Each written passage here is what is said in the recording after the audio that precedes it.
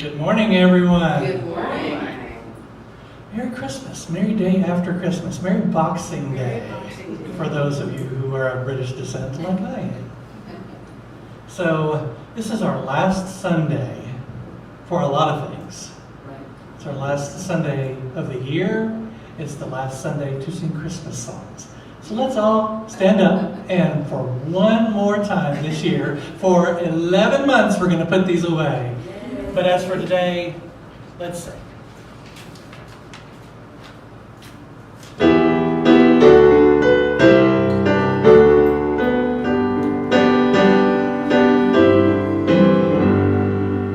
We three kings of Orient are, bearing gifts we traverse afar, field and fountain, moor and mountain, following yonder star.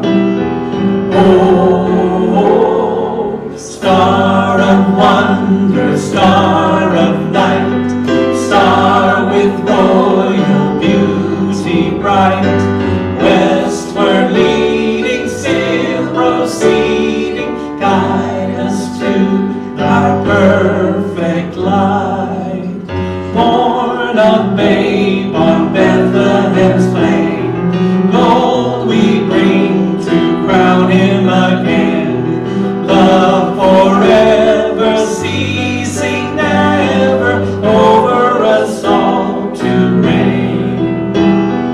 Oh, star of wonder, star of light, star with royal beauty bright, westward leading, still proceeding, guide us to thy perfect light.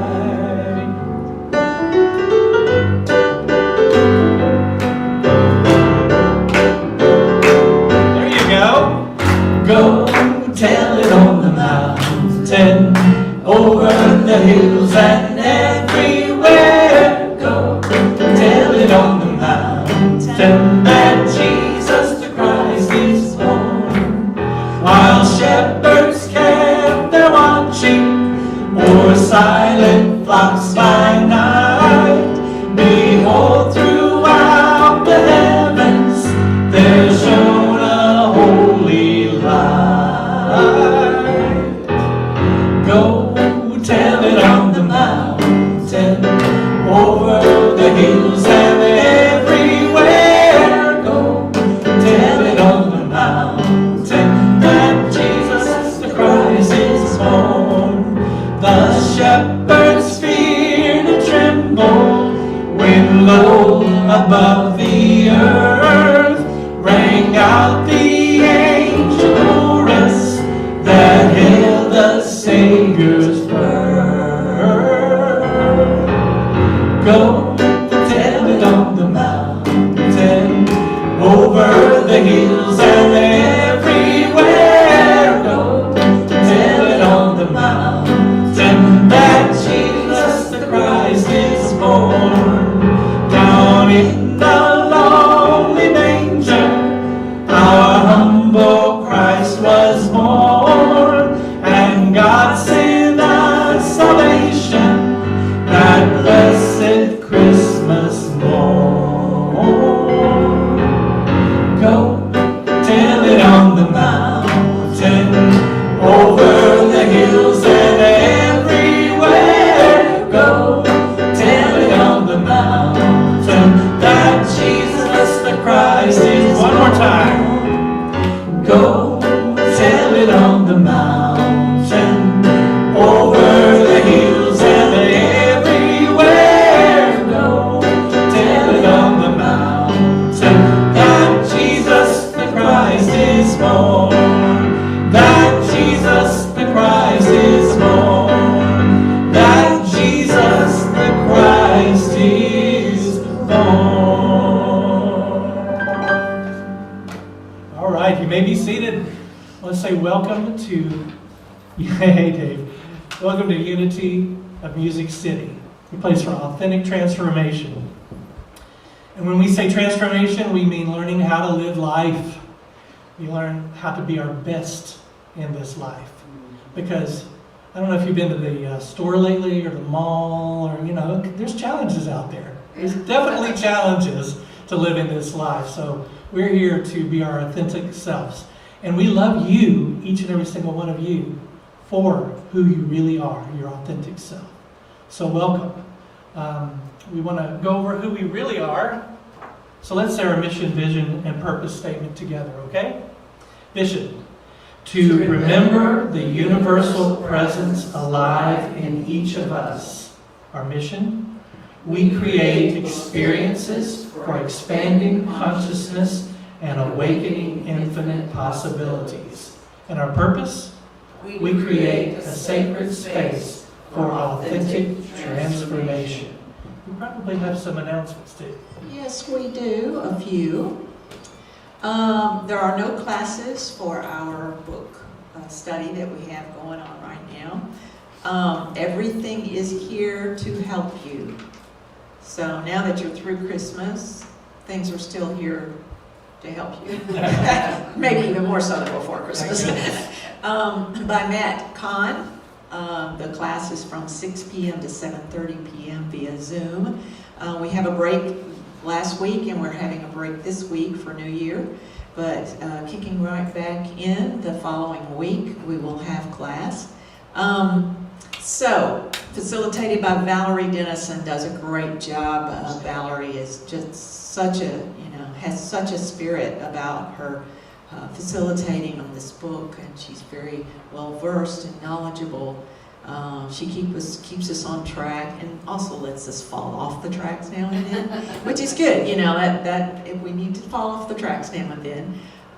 So please, if you have any questions or would like to participate, you can call or text at 615-414-8899 for more information, or book scholarships. We do have some of those.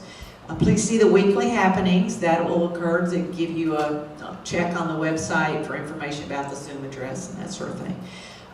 Unity of Music City is calling members to consider fulfilling the role of member at large.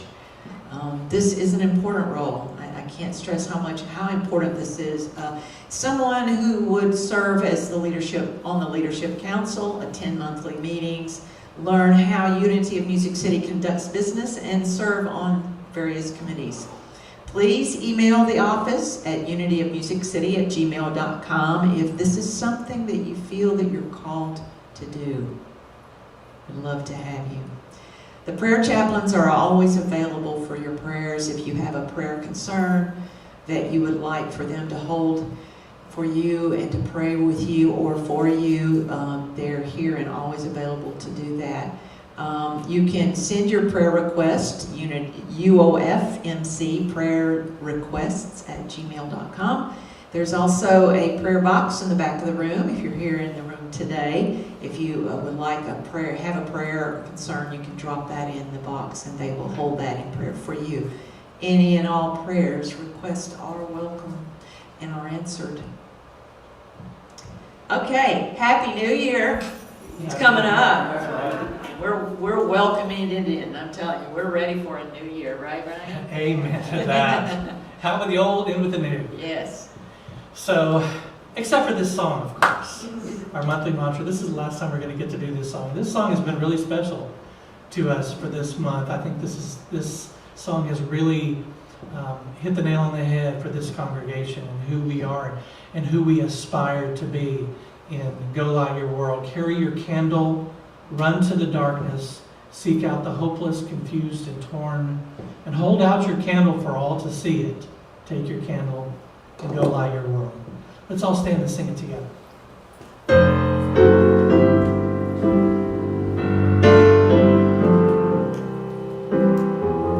There is a candle in every soul, some brightly burning, some dark and cold.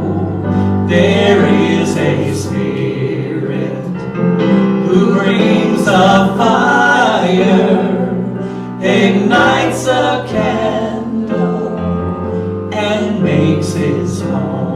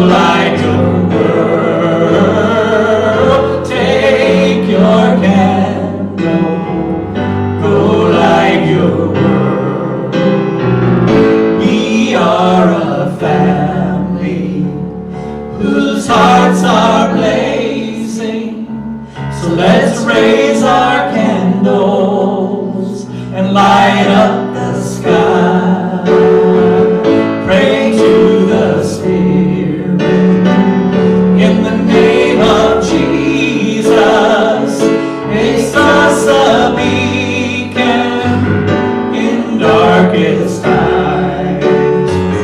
Carry your candle, run to the darkness, seek out the hopeless, confused and torn.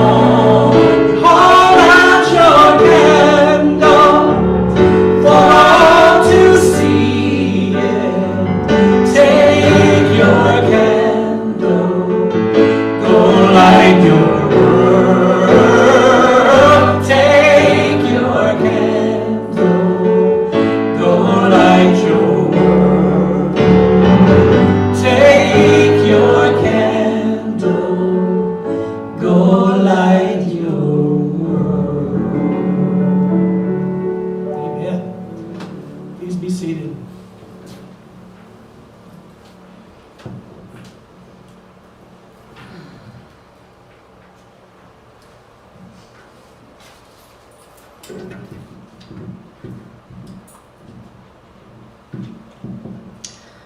I release whatever is not peace. Say it with me. I release whatever is not peace. Today's reading is an excerpt from Michael Singer's The Untethered Soul. It's hard to imagine how we decided that avoiding our inner issues is an intelligent thing to do, but everybody's doing it. Everyone is saying, I will do every single thing I can to keep my stuff. If you say anything that disturbs me, I will defend myself. I'll yell at you and make you take it back. If you cause any disturbance inside of me, I will make you so sorry. Eventually, you become wise enough to realize that you do not want that stuff inside of you. If you truly want to grow spiritually, you'll realize that keeping your stuff is keeping you trapped. Life is surrounding you with people and situations that stimulate growth. You don't have to decide who's right or who's wrong. You only have to be willing to open your heart and release. The stuff that holds you down periodically rears its head. When it does, let it go. If you are sincerely seeking truth, you'll let it go every time. This is the beginning and end of the entire path. You surrender yourself to the process of emptying yourself.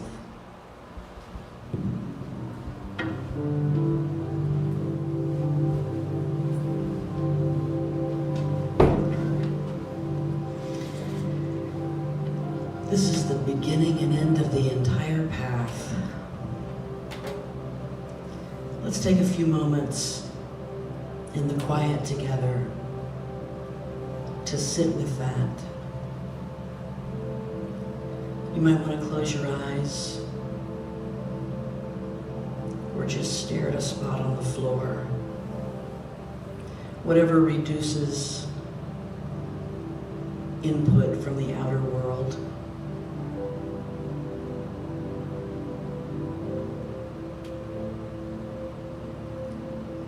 And to sit with the understanding that the beginning and end of the entire spiritual path comes down to letting go.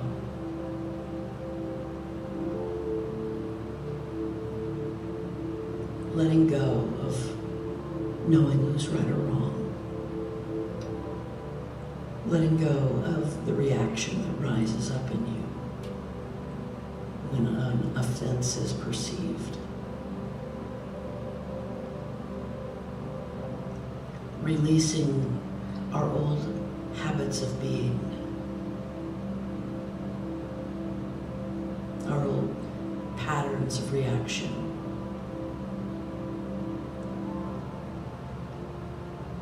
And once again, as a daily practice, as an hourly practice, emptying ourselves.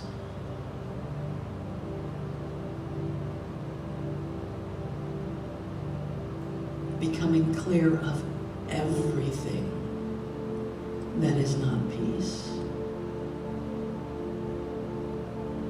Letting it go.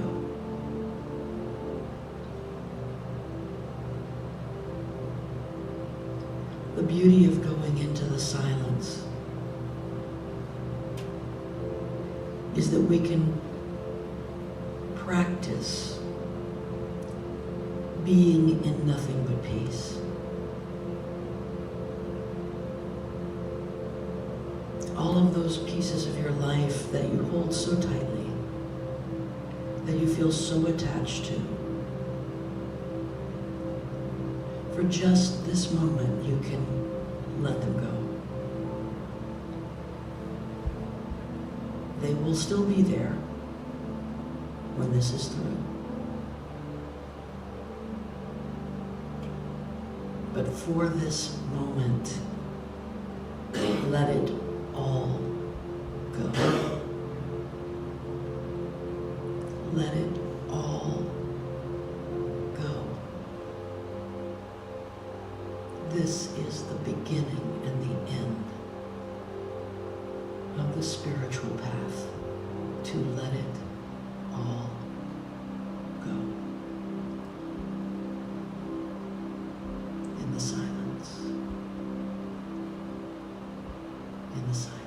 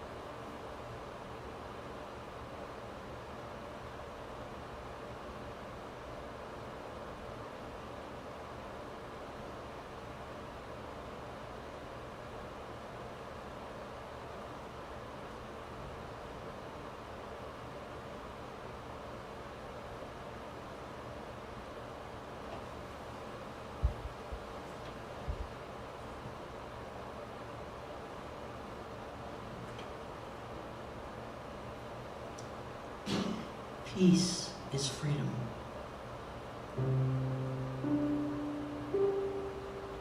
Freedom is peace.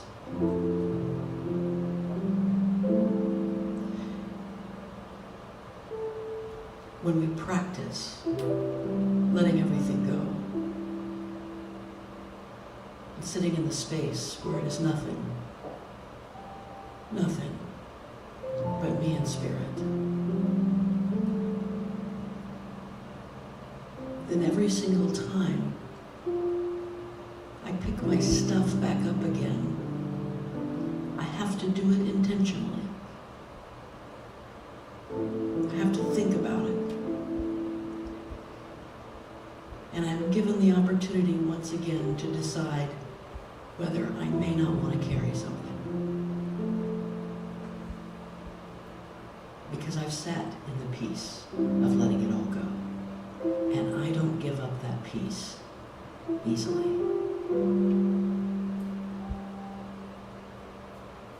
It is the beginning and end of my spiritual path. And I am grateful for every opportunity I have to remember to let go.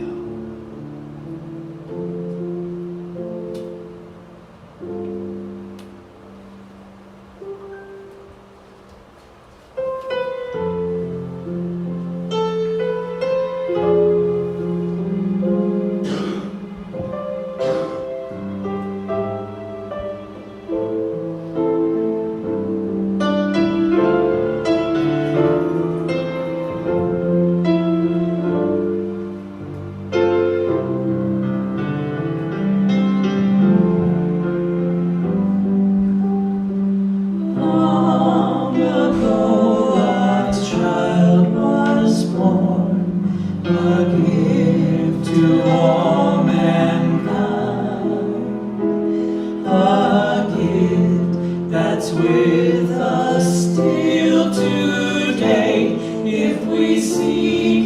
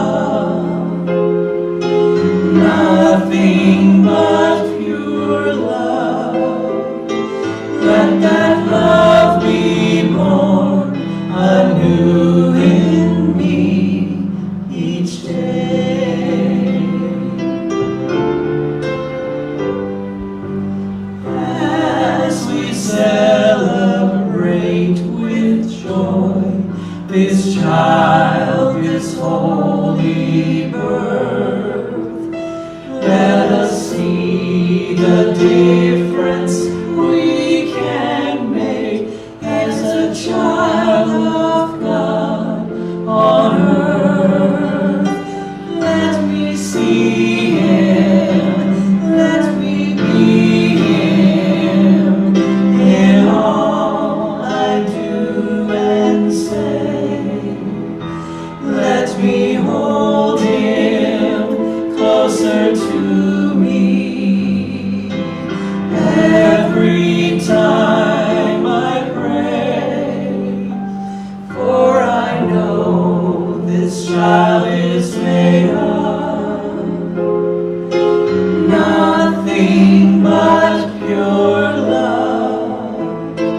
Let that love be born anew in me each day.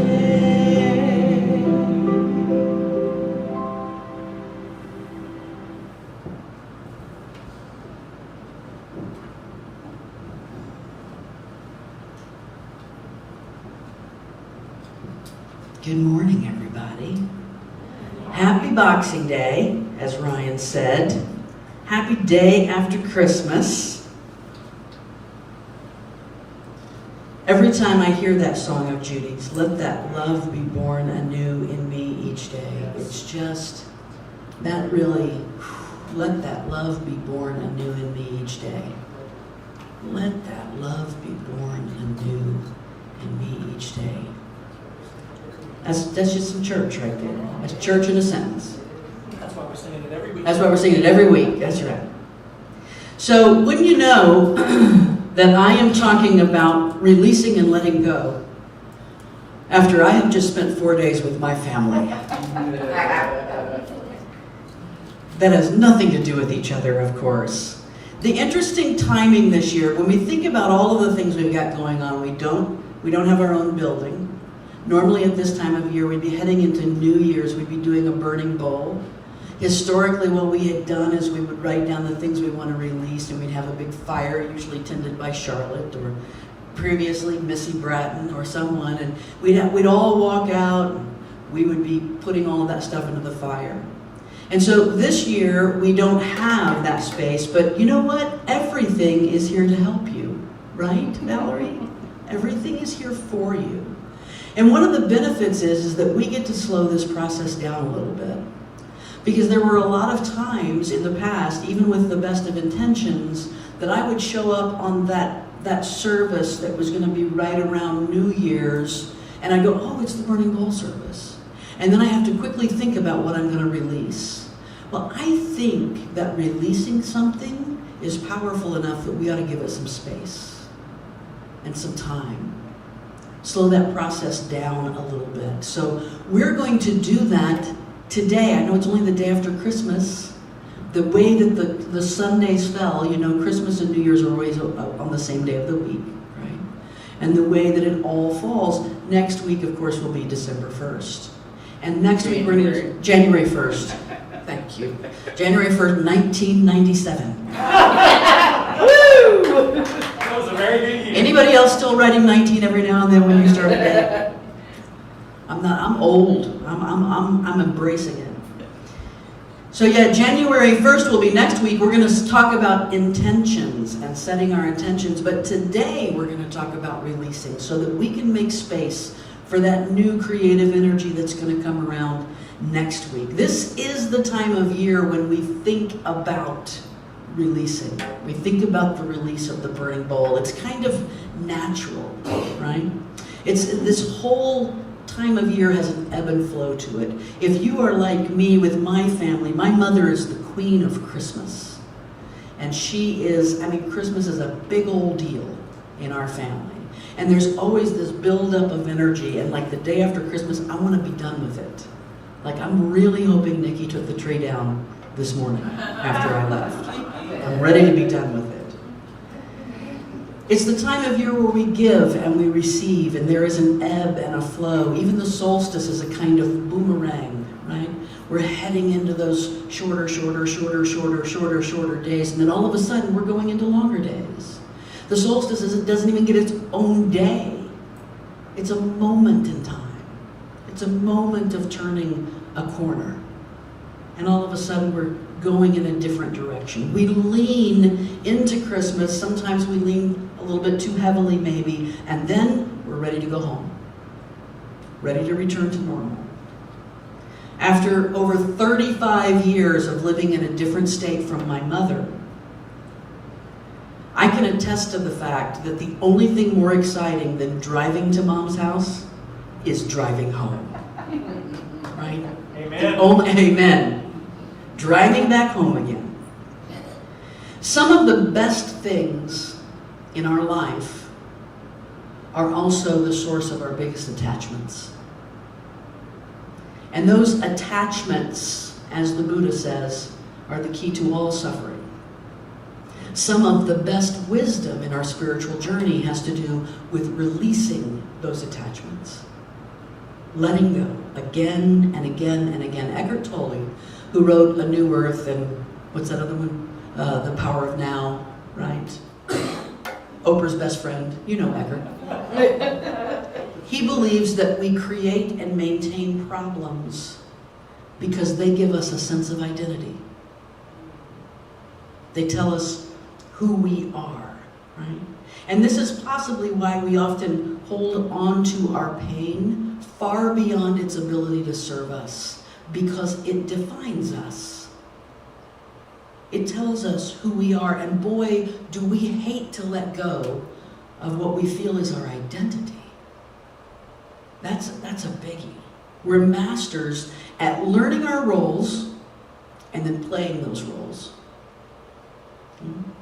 In fact, this morning, when I got up and got dressed, I had on a different shirt.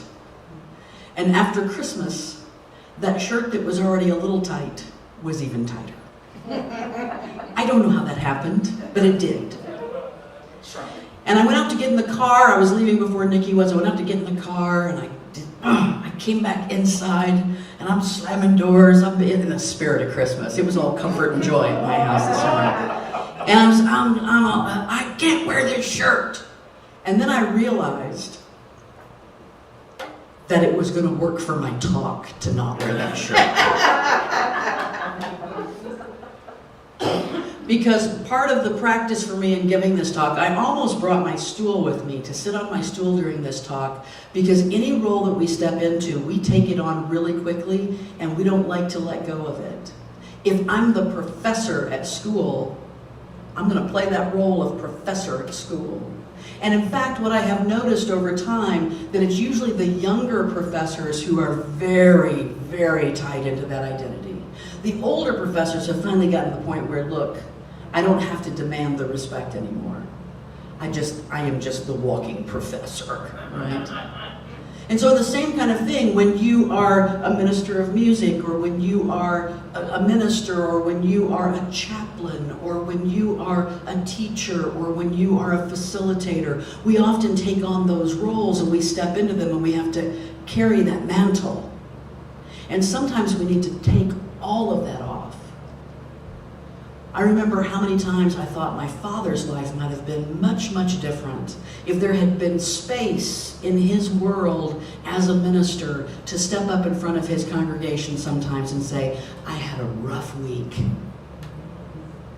This week was a challenge for me. It was a temptation. It was a struggle. I was so flippin' human this week. But there was never that space, because there was that role, and he had to be that role. And so today, I'm doing everything within my power to take off the mantle of interim minister, of take off the role and just saying, what can I release today? I don't have to be that role. I don't have to be that person. We get trapped in roles. We grip tightly to them. At first, especially if they're a role that we have tried to get. Right? They're a role that has some place of esteem. We don't want to let go of that. I've worked for this. I've achieved it. You're going to give me the respect that's due to me.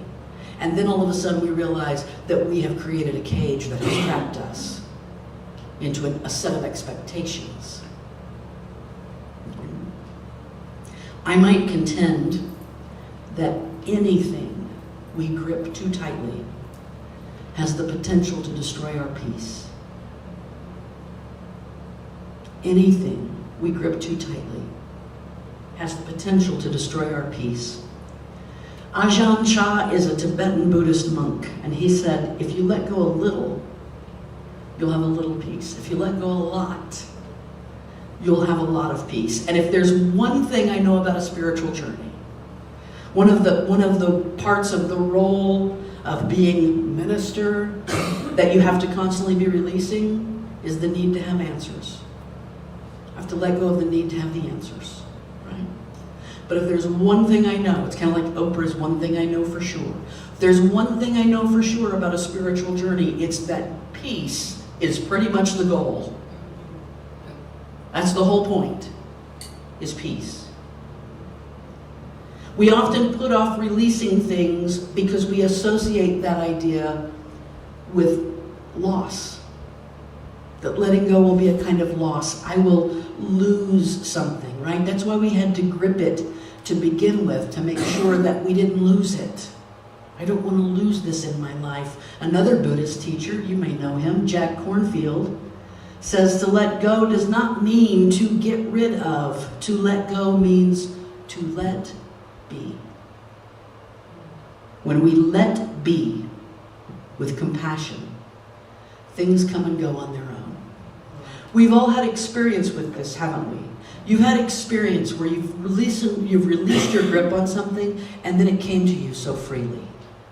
We've had that happen. And yet we still don't trust it. We still grip to things. We still have to practice again and again and again letting go. I think that gripping really tightly to those things we don't want to let go of, is an attempt to kind of freeze time. We want to stop time. And I can tell you what it absolutely is not. It is not being present in the moment. When we're gripping tightly, we're either trying to hold on to something in the past or hold on to an expectation for the future. But if we're present in this moment, if we are just being here now, that requires the letting go. Releasing, not gripping too tightly. Now sometimes letting go still feels like loss. Even though it really isn't the same as loss, it feels like it. And I don't know about you, but I've had moments where I've really released something. It required me to cry. I had to cry it out. I had to let it come out. I had to lubricate it with my tears, right? To let that stuff come out. There's actually been medical studies that have been performed. There's a doctor at Ramsey Medical Center in Minneapolis who did a study that said that crying away your negative feelings actually releases harmful chemicals that build up in your body due to stress. You know, that stress builds up those harmful chemicals, and it's that release and those tears actually... Anybody else ever felt really good after a big cry? I feel great. It's like crying is, oh my God, I'm going to start crying. When we really should probably be saying, oh yes, I'm going to start crying. Thank God I need to release this. I've got to let go of this. So we're afraid of the idea of loss, and we also have convinced ourselves that there are benefits to not letting go. Now for that guy, there are a lot of benefits to not letting go. I was really trying to find a picture that would be like, I was, you know, how you Google images and you're like, I want to really tightly grip this, I want this. And I was coming back with like solidarity and all this kind of stuff. And ultimately I was like, who has a benefit in not letting go? So then I started Googling rock climbers, right? Because that guy needs to not let go. And some of the benefits of us not letting go, we've convinced ourselves of these benefits. First off, I get to keep feeling like I'm right. If I don't let go of it, then I can sit over here in my righteous anger and stew in that for a while, right? So that's a benefit that I've given to my ego. You better not let go, or you won't get to sit over here in your ego energy believing that you are right. You'll have to be all, everybody's okay. And that doesn't feel good to the ego, right? The ego needs somebody to be wrong and not you. Another benefit is that I can play the victim. And for the ego, the victim feels better than just about anything else. Oh, I'm gonna coin this phrase. I'm gonna make this a bumper sticker. Write this down. Put a trademark after it. Playing the victim is crack for the ego. Right? It's like a drug for the ego.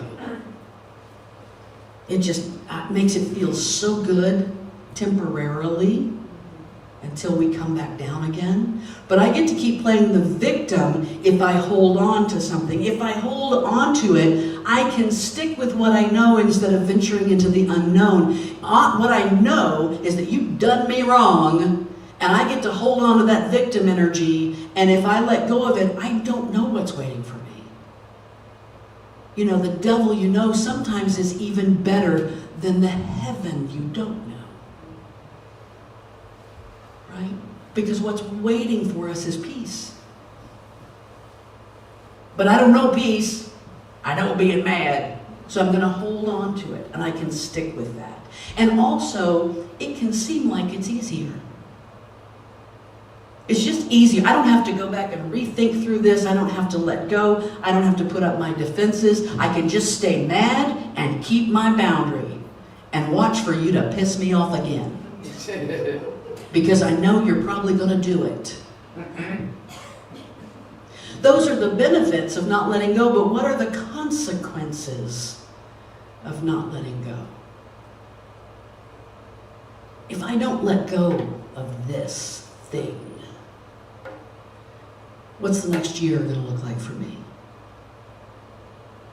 What are the next 5 years going to look like for me if I just decide to remain stuck? What's the end game here? Right? What's the end game on the grip that I've got? How is this going to play out? What might my life look like if I let go? Do I dare to explore that? Because, of course, there are benefits of letting go.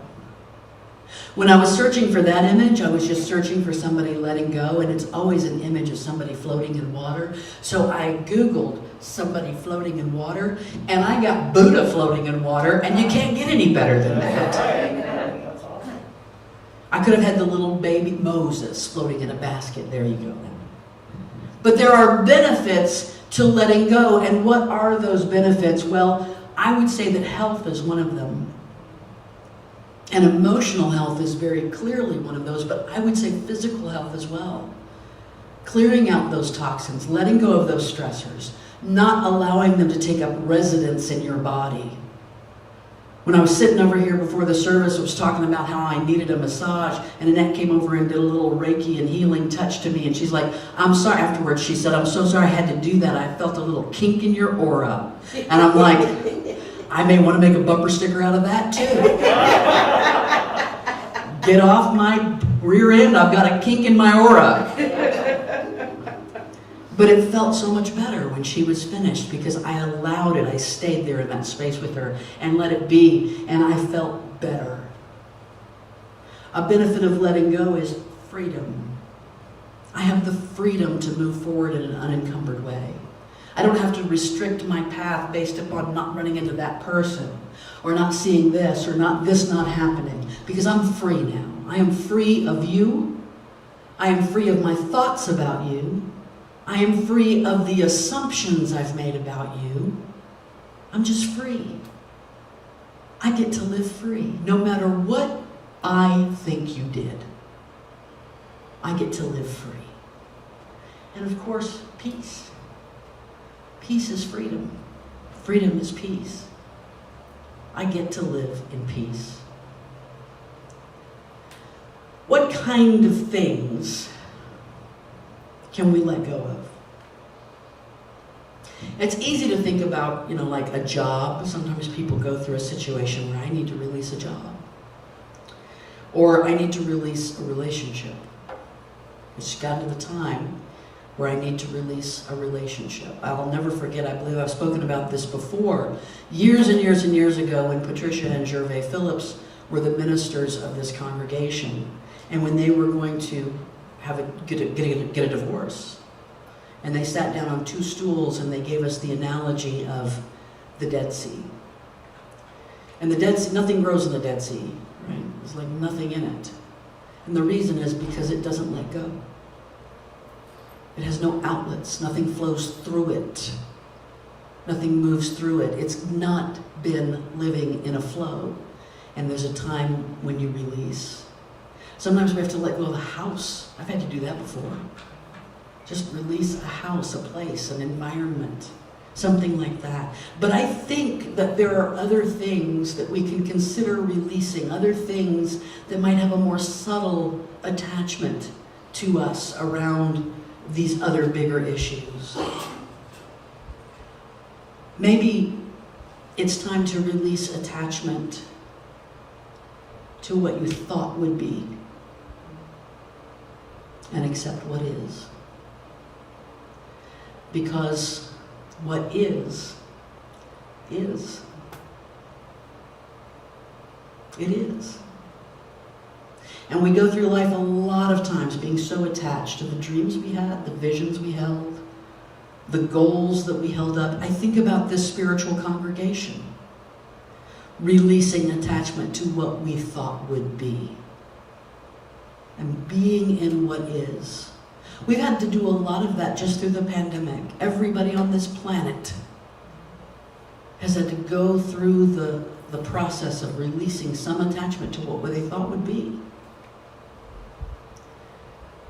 Perhaps what we need to release is all attachment to outcomes. To be completely free of any expectation of what might be. Maybe releasing the idea that you can control anybody else's behavior. As often as I know that, I still expect that I'll be able to do it. Right? No matter how deeply I know that, I still retain some bit of a, maybe I can get them to see it differently. Of course, part of my work as a professor, I'm trying to get students to behave in a different way in the way that they understand writing. I'm constantly trying to amend their behavior. I'm here to tell you it doesn't work. Perhaps we need to release the delusion that we can get it perfect. Release the delusion that you will get it perfect and make no more mistakes. That's a biggie for me. That's a biggie for me. I've lived under that delusion my whole life. If you just work a little harder, try a little bit more, if you'll just get a little bit more centered, you can do this perfectly. I told a friend of mine a few years back, I said, I finally figured out how I'm going to lose weight and get really, really healthy. And she said, what's that? I said, I'm just not going to put anything in my mouth that's not good for me. She laughed right in my face. She said, yeah, good luck with that. Good luck with that, right? Because the truth of the matter is we can't. It's a delusion that we're going to get it perfect. Perhaps you need to release the need to be the romantic lead of your own life. And maybe you need to be the comic relief of it for a while. I don't have to carry the burden of carrying this whole show. Let me just kind of wait in the wings and get ready to come on and tell my joke. Perhaps you need to release the belief that if you say what you need, you will be rejected.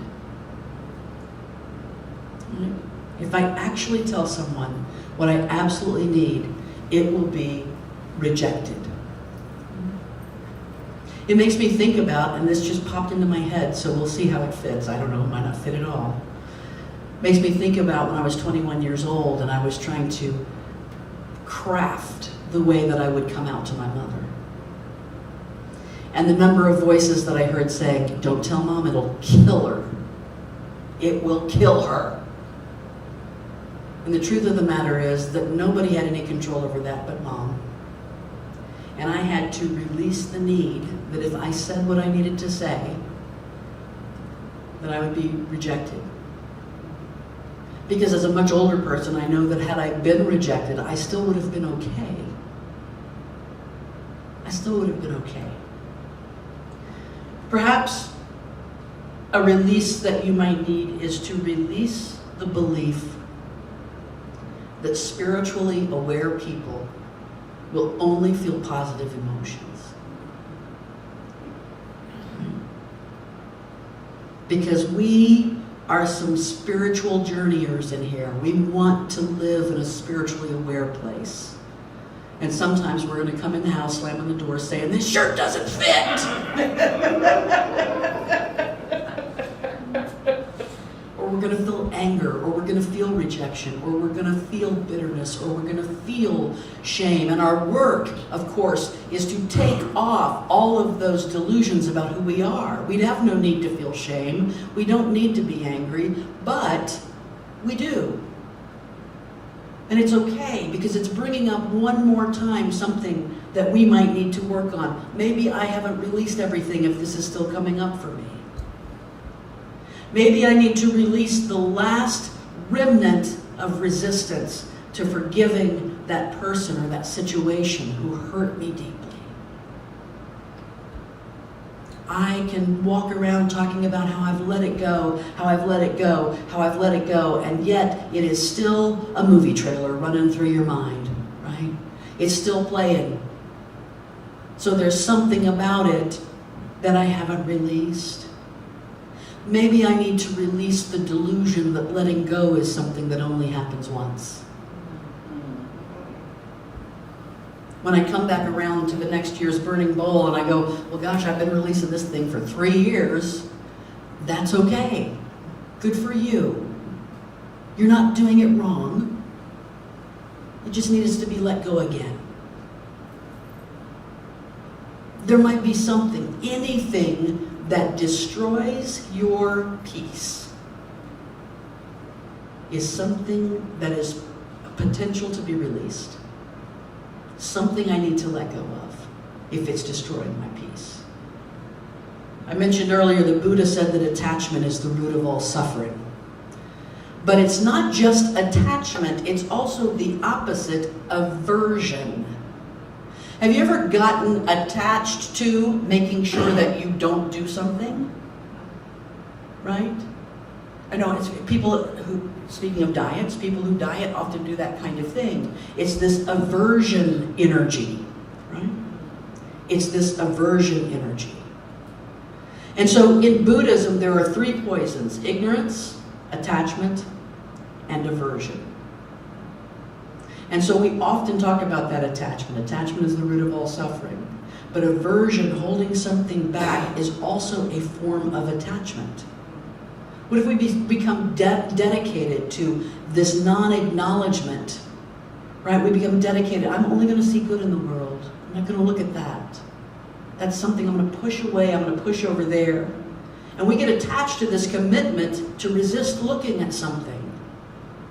And that dedication to non-acknowledgement becomes a kind of toxic non-attachment that in itself becomes an attachment. It's not the neutral energy of acceptance. It is the active energy of repulsion. Right? So just letting it be, and that too must be released for there to be peace. So what I'm going to do is I'm going to walk you through some steps, and there's going to be a couple of screens up here that once everything is up, and I don't know, you might want to take a picture of some of them if you want to. There's some pieces of paper that have been strewn about there, and you're welcome to use those as you need to. You also might just want to use them to write down, or use your phone to make note of some steps that we're going to talk about. Because the actual gathering of all of whatever it is you want to let go of, that's the work for this week.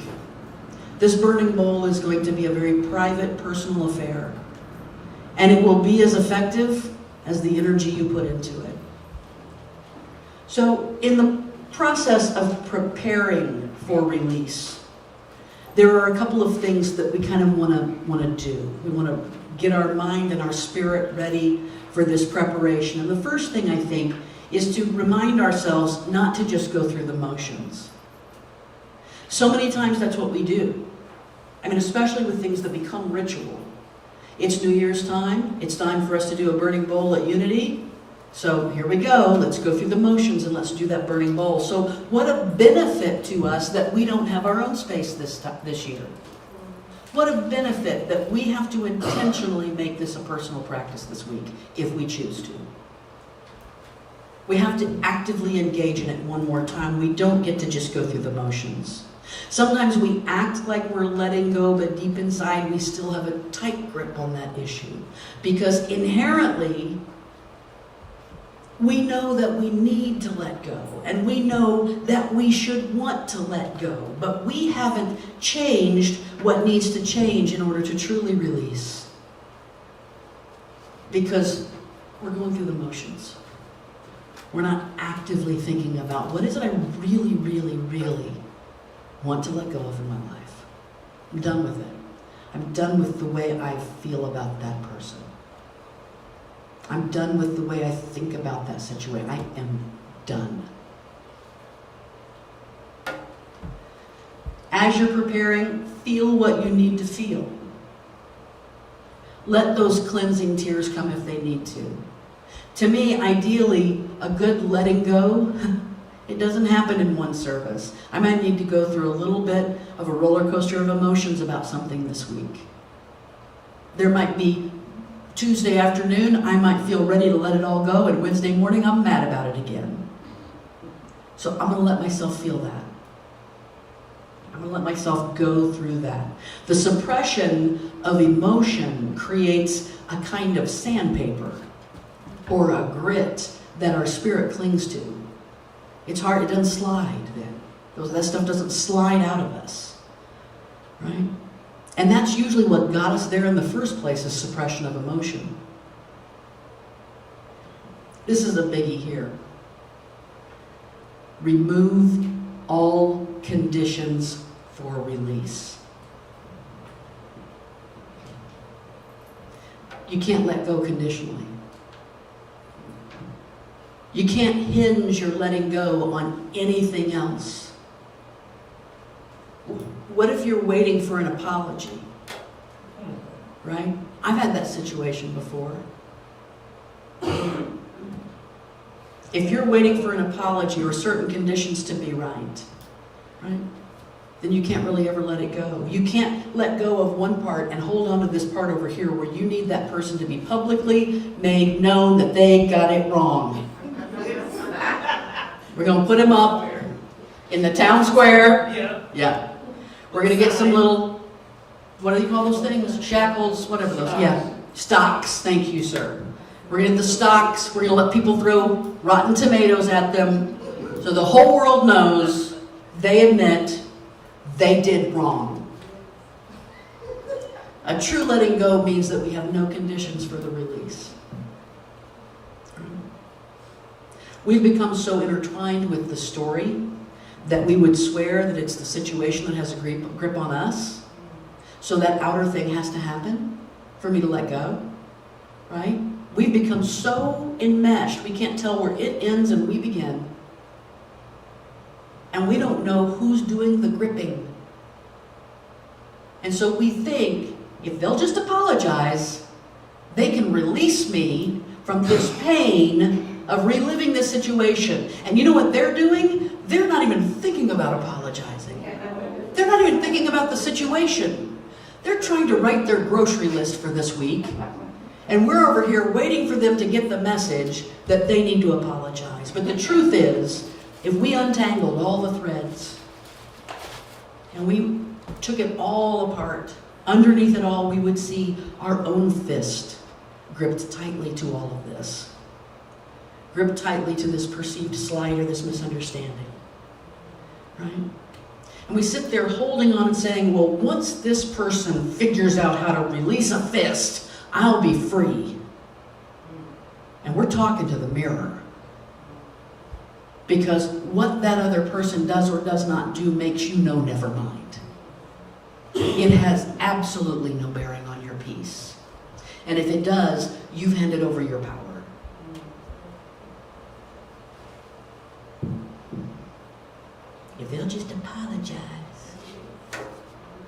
be okay. It is one thing to say that we let go of a situation. It is another thing altogether to say, I unconditionally let go of this. I need nothing else to happen. I'm just letting go. And of course, through this process, be gentle with yourself. When it starts to feel painful, acknowledge that. I'm feeling pain about this right now. Let me either sit with it, let me do something to ease it for a moment if I need to. Let me talk to the right person, not the person who will keep me locked in the stew, but the person who will see me for who I am and say, you deserve peace right now. Whatever it is you're going through, you deserve peace, so let's sit in peace together for a moment.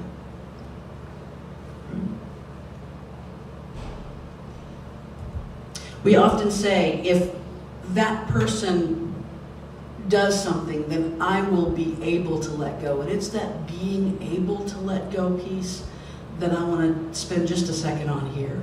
What is it that makes us able to let go? We're often waiting for something outside of us. If we are the only one holding the grip, then we are the only one who can release the grip. Nothing that happens outside of us will truly let us go. Here's the thing. If I'm gripping onto this situation and I'm waiting for their apology, when they give it, I still will be attached to that situation because I haven't done my work of letting go. They can't do it for me. So this burning bowl, preparing for the burning bowl. So here are some steps to get ready to do a burning bowl at home for yourself. Identify the situation that you want to release. Now there might be more than one. I think though, there could be some power in letting one burning bowl be about one thing. I think we could dilute sometimes what it is we're trying to let go of if we get too much stuff in there. So I think the first thing is to say, what is it that has the biggest kind of grip on me right now? My expectations for my future? My inability to let go of what I wanted, accept what is? The way I feel about that situation? What is it? What's the one thing that I would really like to not have in my life, that energy? So identify the first thing you want to release. And then acknowledge to yourself that you are the only one gripping to this. I recognize that I am the only one holding on to this situation in this particular way. Now I know they say it takes two to tango. And I know it may be that someone else out there has their own kind of grip on the same situation, but only you have your grip on this situation. I am the only one holding on to this situation in this particular way. I recognize that this work is mine and no one else's. This work is mine.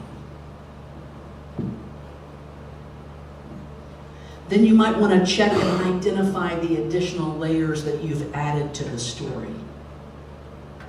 You know, when you go to a court of law and somebody is up in front of a judge and the prosecuting attorney wants to come in and bring all this kind of previous behavior up, and they're like, wait a minute, that has nothing to do with this. They're trying to show this character along the way. And how many times do we do that exact same thing? Well, you know what? Somebody lied to me, and now I'm going to go back and I'm going to see all the ways in which she showed herself to be a liar for years and years and years. You know what? I should have seen it. Because the human mind likes to fill in gaps. Right? There are pictures. There are studies that have been shown where there are pictures that have pieces missing, but when people sit, they don't even catch the pieces that are missing because the human mind automatically is filling in, even visually. You swear you saw it. And you didn't see it because it wasn't there, but your mind fills in those gaps. If someone betrays us, we go back and we go, okay, well, let me go look at this history of betrayal. That's who they are. They are a betrayer. If someone lies to us, well, you know what, that's who they are. Let me go back and fill in the gaps of memory. And what I've done is I've added a whole bunch of layers to the story. And I think in order to let it go, if we're trying to let go of things that didn't happen, the letting go gets all messed up and diluted. Let me get down to just the truth of what I'm trying to let go. Because all this other stuff I've added, it's just gumming up the works. So can I strip away all that stuff? Can I strip away all of the additional layers? Can I identify any of those conditions that I have set for release? I would even suggest that if something has really got a grip on us, or we've got a grip on it, if we've really held tightly to some perceived slight or misunderstanding, then it might be I guarantee you we've set up conditions for that release. Right? Some things are gonna have to happen. It might be a good idea to do a pre-burning bowl and burn up the conditions first. I'm gonna first release all of the conditions I have to this thing that I want to release. I'm gonna let go of the need for those. Right? I do not rely on outside events for my peace. I don't wait on events beyond my control in order to live in peace. And then, promise yourself that you will establish appropriate boundaries. I think that's one of the reasons why we get afraid of letting go sometimes. It's like, if I let go of everything, will I remember to be on my guard? If I let go of the situation with this person, will I now get caught blindsided again? But it's okay to let it go and say, you know what, I care enough about myself. I release this old pain, and I let this experience teach me how to avoid future pain if possible. I let this experience and this learning become a protective blanket for me. But I'm going to let go of the pain. So the burning bowl, we got down to it. What you want to do, here's what you want to do. You want to get some paper and some pens, of course, and write down what it is you're releasing. I have seen people who get nice, beautiful vellum, right? Or something, beautiful piece of paper. Make it as special as it needs to be for you, right? Tie it in a ribbon if that's what you need. Put it in a box, wrap it like a Christmas present. Do whatever it is to make a physical representation of this issue. Let me write it down. Let me draw a picture if I need to. Let me write a name if I need. Let me do anything that I want to release. Spend some time with it. The benefit also of us not doing this together in a building is that you get to sit with that for a whole day if you want to. Let yourself sit there. If you need to take 2 or 3 days this week and have what you want to release and have it written down and put on your mirror and say, on Friday, I'm releasing that. And you wake up on Tuesday, on Friday, I'm releasing that. Because there's something to be said for building up the energy of something. If that's the way you need to do it, do it. If you want it off your plate as quickly as possible, do it. But write it down and spend a little bit of time with it. And then, of course, you want to make sure you have a fire-safe receptacle or be outdoors. Y'all are grown people. I know you're not going to burn your house down, all right? But do be careful and be safe since you're doing this on your own. But there is something cleansing and transformative about fire. I do recommend fire. I suppose that you could write it on like toilet paper and put it in water. That might work too, I don't know. It's just not quite as dramatic. So I recommend the fire. And then maybe you create the space by meditating or grounding yourself. Take the time to prepare yourself. Prepare what it is you are releasing. Prepare the fire that you are getting ready to release into, and prepare yourself. Meditate, sage yourself, right? Ground yourself, light some incense. Make this a time that is not to be interrupted. Put the phone on Do Not Disturb. Tell the kids to hush and go on. Do what it is you need to do. Throw the cat out in the backyard. Do something so that you are undisturbed in this moment. This is your time. And then perhaps creating a mantra for yourself. I am releasing this person, and I am replacing them with peace. I am releasing my expectations for my career, and I am replacing it with peace. I am releasing my belief that I could somehow be perfect at such and such, and I am replacing that with peace. I'm letting it go. And then light it. You know, one of the things that I think is a really powerful symbol about the burning bowl is when you light something that's in your hand. Now be careful, right? Don't come back and say, well, Deb told me that I could hold that thing till it burned right down to my fingers. When you light a piece of paper that's in your hand and you reach the point where you have to let it go. What a beautiful visual. You know what? That thing you're holding on to is burning your fingertips spiritually. It's up there burning the hair off your knuckles.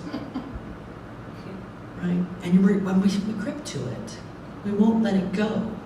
But look at that fire as it's crawling up that paper and let it go.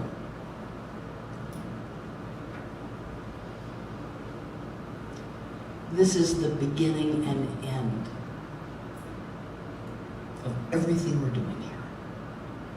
Of the entire spiritual path to surrender yourself to the process of emptying yourself and releasing the grip that you have on your life and that your stuff has on you. Namaste.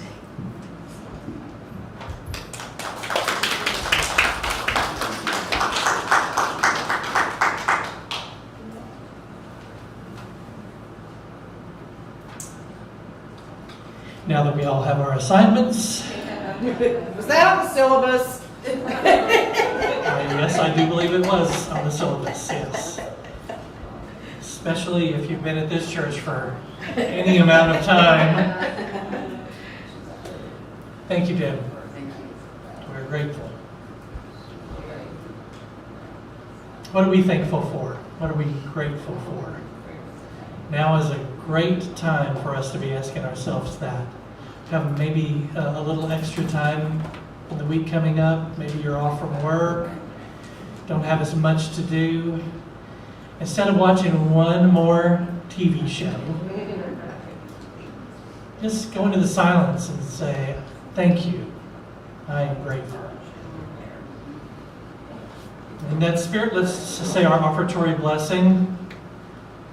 Divine love flowing through me blesses and multiplies all that I have, all that I give, and all that I receive. Let's all stand as you are able and sing Infinite Abundance.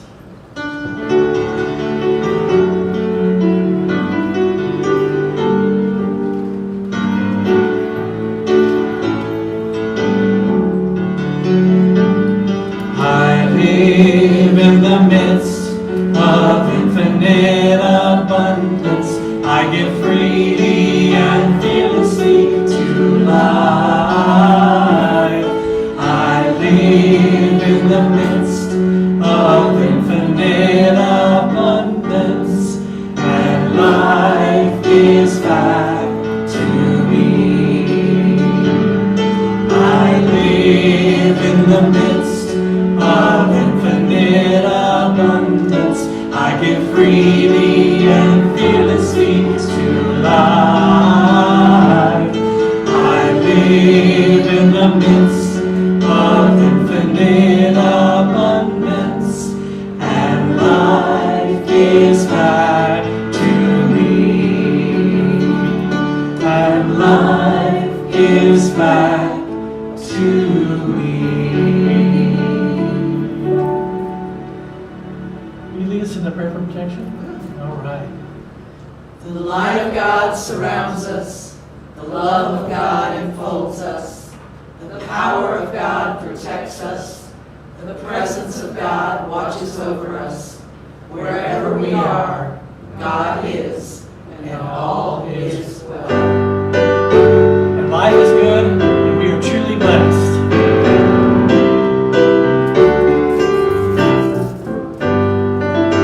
All is well, life is good. We are truly blessed. All is well, life is good. We are truly blessed. All is well, life is good.